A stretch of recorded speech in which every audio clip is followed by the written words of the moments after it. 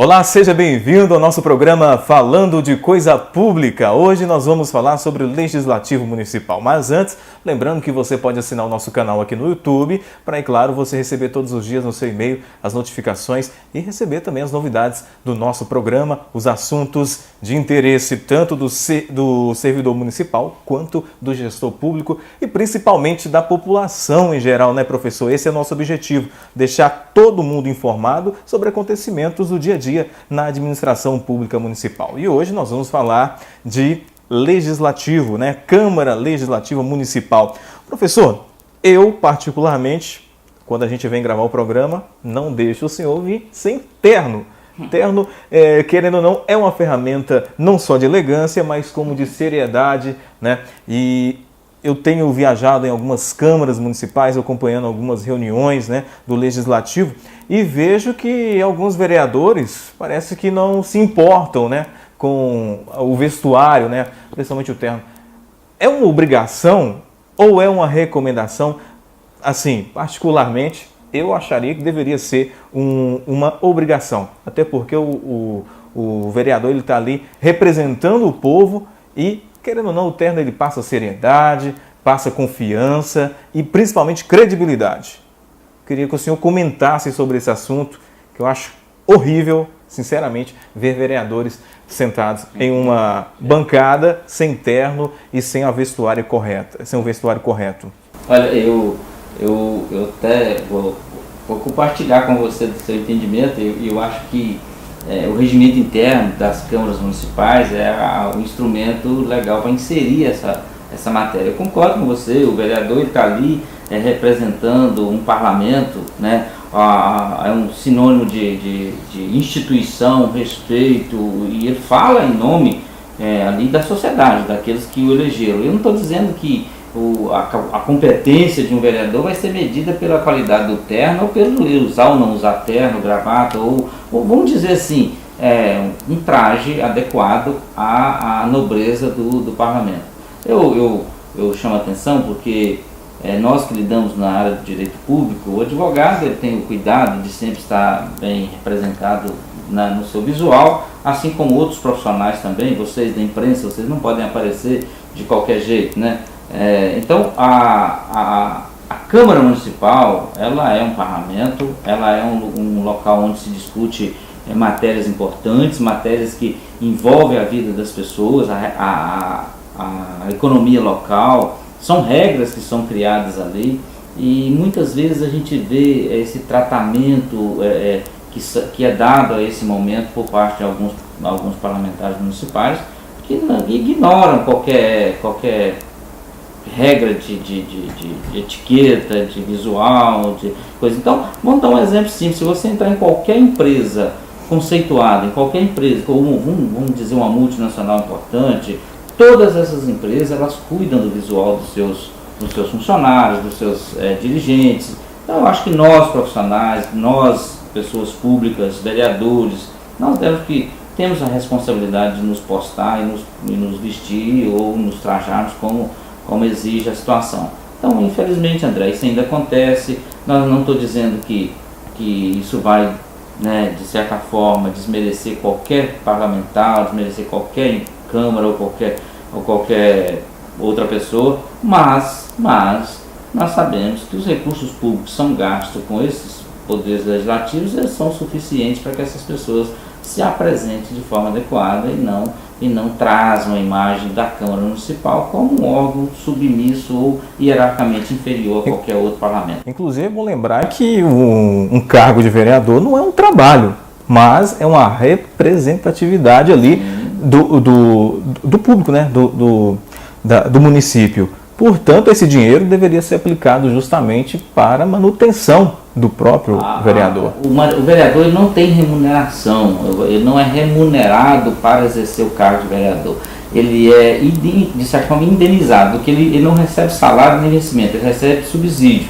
Esse subsídio é uma forma de compensar a sua dedicação ao parlamentarismo municipal.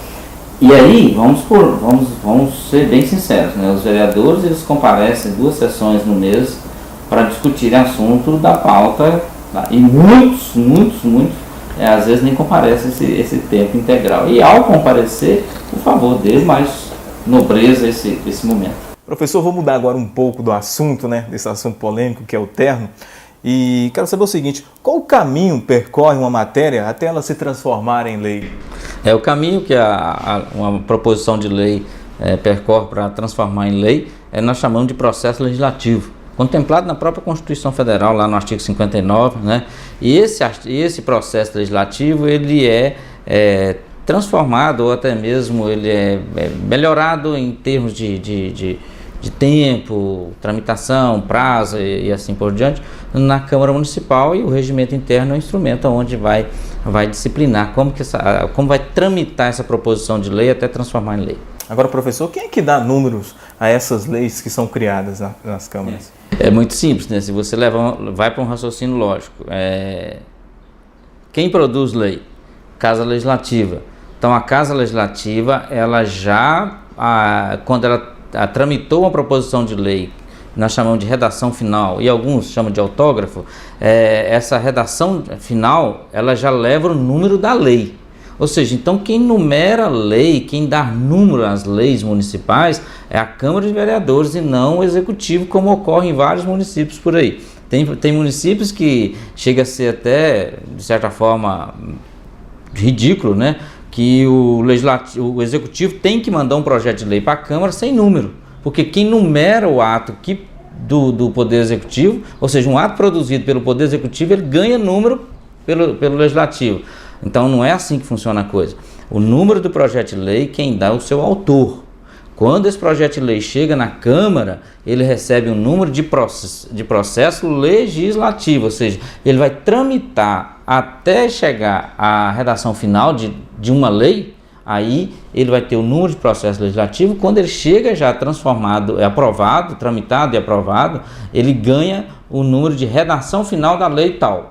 Aí sim, essa redação final ou autógrafo, ela é remetida ao Poder Executivo, e o Poder Executivo vai sancionar ou vetar.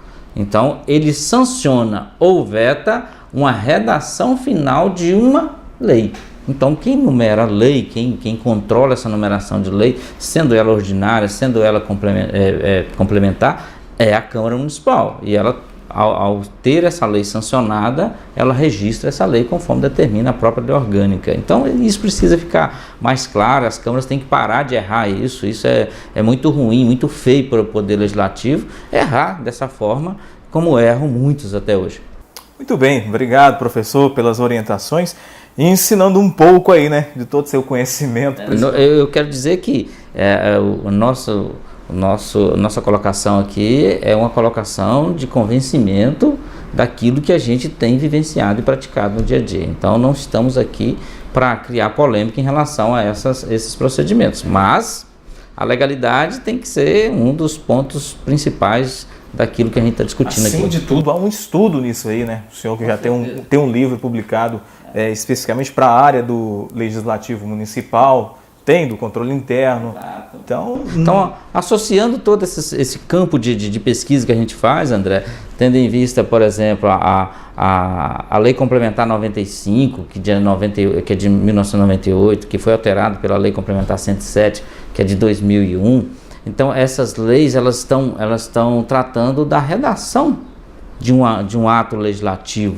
E, infelizmente, os municípios ainda erram muito, mas muito em relação à produção de leis. Existem textos horríveis, existe colocação de artigos com textos que não deveriam ser assim, parágrafos e incisos e alíneas que não deveriam fazer parte daquele contexto e fazem. Então nós precisamos dar mais profissionalismo a essa redação desses atos municipais. Pois é, em um outro programa a gente volta a falar sobre esse assunto que é muito delicado e bem importante para vereadores, servidores municipais e principalmente as pessoas, né, os munícipes, que devem sempre também visitar a Câmara e participar das reuniões também, para depois não ficar também fazendo comentários negativos ou até mesmo comentários positivos sem estar em reunião, né?